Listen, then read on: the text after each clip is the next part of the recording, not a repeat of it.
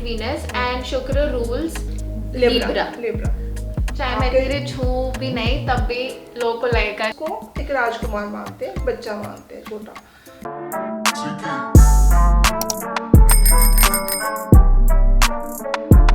Hello and welcome back to Surino Sari's channel. Even though this is not a requested video, I'm pretty sure you guys are very happy that you see my mom in the thumbnail of this video, because every time I share her videos on Instagram I get so many compliments and everyone loves her content. So she is an astrologer, and in today's video I'm going to be asking her some questions and she's going to be answering and clarifying that for us. पहले तो आप सभी को बहुत बहुत नमस्कार।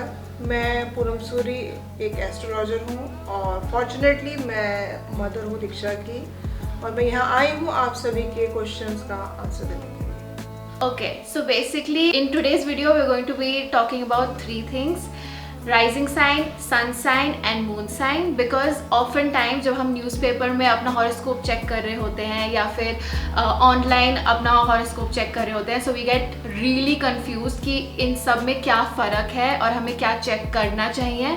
सो this is what I am going to be asking to my mother, ताकि हम we can all be well informed. So what is a rising sign? Rising sign का मतलब हमारे वैदिक एस्ट्रोलॉजी के अंदर जो होता है वो लग्न से होता है। कुंडली के अंदर जो पहला भाव होता है वो हमारे लग्न को दर्शाता है। उस समय जो राशि बच्चे के जन्म के समय जो राशि उस भाव के अंदर प्रकट होती है उसे हम लगन साइन कहते हैं या आपका राइजिंग साइन कहते हैं।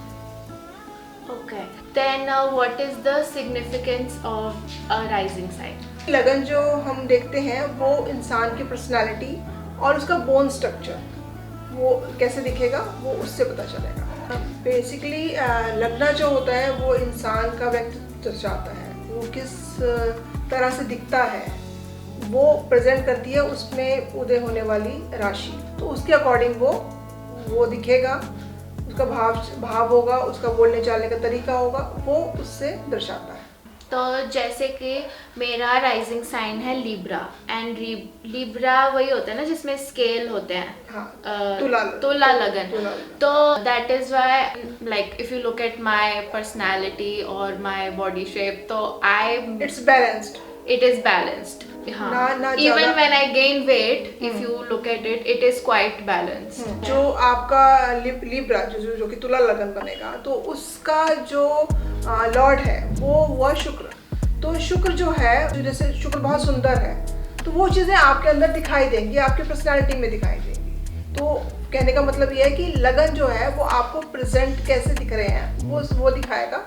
तो शुक्र is Venus basically, planet Venus, and शुक्र rules Libra. चाहे मैं रिच हूँ भी नहीं तब भी लोगों को लगेगा कि मैं हूँ नहीं, पर आपके फेस पे वो ग्लो, आपके फेस पे वो एक रिचनेस, आपके फेस से, आपके स्ट्रक्चर से, बॉडी स्ट्रक्चर से, हाव भाव से वो शुक्र की चीज़ें आपके नजर आती हैं। ओके, तो अब ये मेरा एग्जाम्पल ले लिया, कोई और जैसे अगर टॉरस ले लें तो उसका क्या बॉडी स्ट्रक्चर डिफरेंट हो जाएगा? बिल्कुल, because taurus is a bull I suppose. हाँ, तो उनका अब जो आप बात कर रहे हैं, आप कह रहे हैं टॉरस को भी जो है वो शुक्र रूल करता है। तो फॉर्चुनेटली कहिए कि मेरा जो राशि है वो मेरी वो टॉरस है, वृषभ राशि है मेरी। तो अब आपको मेरे ये चीज़ें नजर आएंगी करके।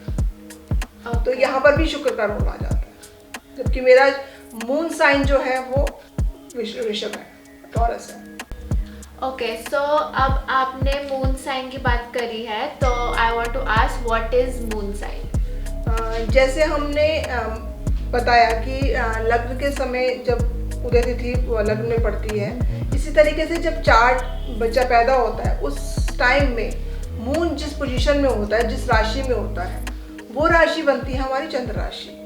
तो जैसे मेरी है, मैंने बताया आपको कि मेरी राशि जो है वो टॉरस है, और टॉरस को भी जो है शुक्र रूल करता है। तो अब जो पूरी नेचर वाइज, अब यहाँ पर नेचर भी आ जाएगा आपका। चंद्रमा से हम सब पूरी कुंडली को हम उसका प्रिडिक्शन लेते हैं। वैदिक एस्ट्रोलॉजी के अंदर चंद्रमा का बहुत बड़ा रोल है आपकी प्रिडिक्शंस के अंदर। तो यहाँ पर हम जो है उसको इन्वॉल्व कर लेते हैं अपनी प्रेडिक्शंस में भी, और प्लस चंद्रमा मदर भी है, उसके गुण भी आ जाएंगे, प्लस शुक्र के रूल भी आ जाएंगे। ठीक है। सो मून साइन जब मैं चेक करती हूँ तो उससे मुझे मदर का रोल से क्या रिलेशन, मैं समझी नहीं। हमारी वैदिक एस्ट्रोलॉजी के अंदर जो है चंद्रमा माँ भी है। हाँ ठीक है। अगर हम आपकी मदर के बारे में भी जानना चाहेंगे तो हम आपके मून को भी देखेंगे। आपके लिए अगर कोई प्रेडिक्शन निकालना चाहेंगे तो भी हम मून को देखेंगे, क्योंकि बहुत फास्ट मूविंग प्लैनेट है, सबसे ज़्यादा फास्ट मूविंग प्लैनेट है ये। तो हमारी जो प्रेडिक्शन निकलती है वो सबसे ज़्यादा चंद्रमा से निकलती है। तो जैसे राइजिंग साइन हमारी पर्सनालिटी बताता है, तो मून साइन क्या बताता है? हमारा नेचर, हमारा नेचर बताता है। ठीक है। तो मून साइन बताएगा आपका नेचर, मदर के बारे में बताएगा, मदर का नेचर भी बताएगा, प्लस ये बताएगा आपके इमोशन। ओके। सो अगर मेरा मून साइन जो है वो कैंसर है तो इसका क्या मतलब हुआ? अब आपका सर जो है कर्क राशि, वो अपने आप में एक वाटरी साइन है, ठीक है, और मूवेबल भी है। अब यहाँ पे मूवेबल साइन आ जाएगा आपका वाटर का। वाटर भी आपका मूवेबल साइन जो है वो वाटर भी है, और प्लस आपका चंद्रमा भी वाटर, तो दो इमोशंस इकट्ठे मिल गए आपके। तो अब यहाँ क्या होगा, ये इंसान बहुत ज़्यादा जो है वो सेंसिटिव हो जाएगा, और बहुत ज़्यादा उसके मूड स्विंग्स होंगे, जैसे लहरें होती हैं ऊपर नीचे जाती है, इस तरीके से बहता हुआ पानी जैसे होता है, उसी तरीके से इसके इमोशंस भी जो होते हैं बड़ी जल्दी नज़र आ जाते हैं आपको। और सेंसिटिव ज़्यादा हो जाए और ज़्यादा इमोशंस में बह जाए तो ऐसे लोगों के अंदर डिप्रेशन भी बहुत जल्दी आ जाता है। तो जैसे कि आपने बोला मून हमारे नेचर को, हमारे मन को दर्शाता है, जो लगन है वो हमारी पर्सनालिटी दर्शाता है। तो जो सन है, जो सन साइन है, और यूजुअली न्यूज़पेपर में सन साइन ही आता है, वो क्या है फिर? सन साइन वो हो जाता है जिस समय कुंडली बनती है बच्चे की, जब बच्चा पैदा होता है उस समय सन जो है जिस राशि में बैठा होता है वो आपका सन साइन बन जाता है। ठीक है। और बेसिकली ये हमारे वैदिक एस्ट्रोलॉजी में हम इतना ज़्यादा इसको नहीं देखते, सिर्फ हम प्रेडिक्शन जब कब कहाँ होती है उसके अंदर ये यूज़ होता है। और पर बेसिकली ये चीज़ें जो हैं ज़्यादातर आपके पश्चिमी सभ्यता, जो कि वेस्टर्न एस्ट्रोलॉजी में ज़्यादा वो सनशाइन को देखते हैं। तो कुंडली में जब सन जिस राशि में बैठा होता है वो हमारी जो है सूर्य कुंडली बन जाती है। सूर्य कुंडली से जो है हम इंसान का मान सम्मान देखते हैं, उसके फादर से रिलेशन कैसे होंगे वो देखेंगे, सोसाइटी के अंदर आपका क्या रुतबा होता है, वो आपको सरकार चीज़ों से कैसे फ़ायदा मिल सकता है वो चीज़ें देखेंगे। मतलब बहुत सारे उतार चढ़ाव जो हैं वो हम आपके सन से भी देखते हैं। ओके। तो जब मैं सन साइन देखती हूँ तो वो क्या दर्शाता है? मतलब अगर मून मेरा नेचर दर्शाता है, राइजिंग साइन मेरा पर्सनालिटी दर्शाता है, तो जो सन है वो आपका आत्मसम्मान है, आपका मान सम्मान है, आपकी सोसाइटी में है, आपका गवर्नमेंट से रिलेशन कैसा है, आपके फादर से रिलेशन कैसे हैं, आपके फादर कैसे हैं, आपका फादर भी उससे जज बता सकते हैं हम कि उसके फादर का नेचर क्या है। ओके। जैसे मेरा सन साइन है जेमिनी, राइट। अब आप यहाँ पे अगर रिलेट करेंगे तो जो जेमिनी है वो डुअल साइन है, ठीक है। उसके अंदर आप अगर उसका साइन देखिए तो दो छोटे बच्चे हैं, ठीक है, और उसके अंदर उन्होंने हाथ में तीर कमान पकड़ा हुआ है। अब छोटे बच्चे के हाथ में तीर कमान, तो इट्स डेंजरस, ठीक है। डुअल पर्सनालिटी होने की वजह से मतलब वो बच्चों जैसा नेचर हो जाता है उसका, है ना। तो इस तरीके से आप है अपना जज कर सकते हैं इन चीज़ों को। और अगर मैं बताऊं आपको, हाँ बता दो। जो ये जेमिनी को है उसको रूल करता है बुध, और आपके फादर का जो लगन बनता है वो भी बुध से ही। बुध इंग्लिश में बुध आपका मरकरी। तो अब ये बुध जो है वो हम उसको अपनी अगर हम वैदिक भाषा में बोलें करके तो हम उसको एक राजकुमार मानते हैं, बच्चा मानते हैं, छोटा। तो ये बच्चों वाला नेचर उसके अंदर आ जाता है, और ये थोड़ा सा कंफ्यूज होता है, थोड़ा सा इसको डिसीजन लेने में थोड़ा सा दिक्कत आती है, पर हो सकता है ये इंटेलिजेंट हो। ओके, तो मेरा तो है वैसे। ऐसे हो जाते हैं, तो आपके फादर के अंदर आपके ये चीज़ें आपको नजर आएंगी, आप देख लीजिए। तो डिसीजन मेकिंग पावर तो मेरी भी वीक है, पापा की भी वीक है। हाँ, तो बेसिकली हाँ, तो यहाँ से आप रिलेट कर सकते हैं सूर्य के साथ आपके रिलेशन, आपके फादर के साथ आपके रिलेशन, ये चीज़ें आप। तो अगर हम इसे क्रॉस चेक करें तो जो मेरा मून साइन है वो कैंसर है, तो I am also very sensitive, so that means you are also very sensitive, which is also true.